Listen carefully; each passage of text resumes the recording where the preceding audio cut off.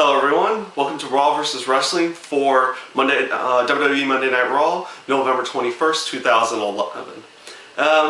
To go off and say, it was pretty interesting. They've been promoting the whole Jonah Hill being on the show and everything, yet he doesn't make any type of appearances. I'm not going to spend too much time on it because, honestly, I think it made the show better. This week that Jonah Hill did not do anything and there was nothing with him on there because I don't know if it was a scheduling conflict or anything like that, but he ended up not showing up for the event and you ended up getting better matches out of it in the end. In all honesty, and a lot of build up in other areas. You had Zack Ryder and Alberto Del Rio. Obviously, they're building up for the next week's Raw, where CM Punk and Alberto Del Rio are going to be going one-on-one for the WWE title. They're using pretty much the two people for the United States feud that everybody wants to see, that they're trying to avoid showing right now, with Zack Ryder and Dolph Ziggler, to help build up the WWE Championship feud and also help build up Dolph Ziggler in a match that he had later that night. The match with Zack Ryder and Alberto Del Rio, not too bad. Kept it short, kept it sweet. It was honestly, it was good for what it was. It showed that Zack Ryder could do some stuff, and then in the end that Alberto Del Rio was just going to win that match regardless. Also, you had CM Punk and Dolph Ziggler in a match, and honestly, I think this match did a lot more for Dolph Ziggler than it did for building for next week's match with CM Punk and Alberto Del Rio. Because the match that they put up was pretty damn good, honestly. I think it shows that Dolph Ziggler's ready to go to the next level. He had a few mishaps in the match itself, but overall it was a very fun and entertaining match to watch. So, all in all, I think that actually helped out Dolph Ziggler more than it helped out the feud with Alberto Del Rio and CM Punk. And I'm still thinking that feud will continue after next week's Raw. If it doesn't, I think you'll probably see Dolph Ziggler lose the United States title here really soon, and then he might go into a feud with CM Punk for a little while. Another really good match that came out of the show, and I was kind of surprised with it, was the Wade Barrett-Kofi Kingston match.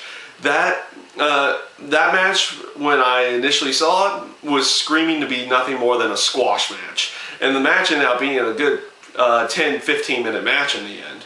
And now, granted, it ended up being the last match of the night because they had Cena coming out at the end. But all in all, it was a good match, and I think it showed what both those guys could do in the ring. And it's showing that Barrett is getting himself up there to the next level and going for the World Heavyweight title whenever Mark Henry loses it.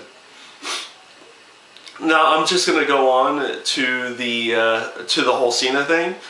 Cena comes out and does his normal bit, and kind of brushing off what happened at Survivor Series between him and Rock at the end of the match. This led out to Awesome Truth coming out there. They started dogging Cena a little bit. And as Cena was leaving, he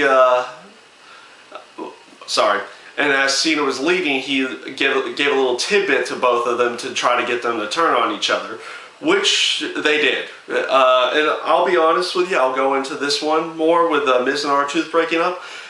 Initially, when I was watching it, it kind of made me mad because the two of them were working so well together that it didn't seem like it was necessary to break them up that fast. I've had a little bit more time to read up on it since I'm filming this on Tuesday morning versus last night.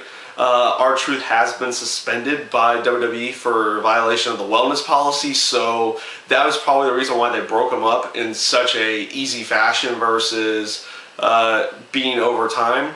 More than likely, Truth will come back and maybe feud with Miz, or even they might just do it or they could even do something where they make it look like Miz wanted to take out Truth to try to trick John Cena or something like that, and the two of them will get back together when he comes back or a little bit after he comes back.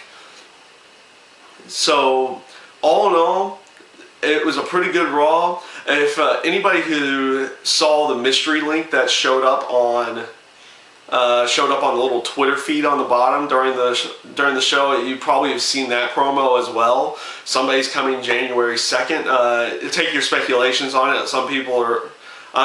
I'm personally thinking Undertaker more than likely, maybe even Kane. I know I've heard ramblings of it being Chris Jericho. I guess that's always a possibility as well. But all in all, because I think this Raw turned out to be a lot better because Jonah Hill ended up not being there. And it's not saying that Jonah Hill's a bad actor or bad anything. I just felt like the Raw would have been better off without him there, and it ended up being a lot better off. So this is Raw versus Wrestling for WWE Raw, or WWE Monday Night Raw. November 21st, 2011. Thank you guys for watching.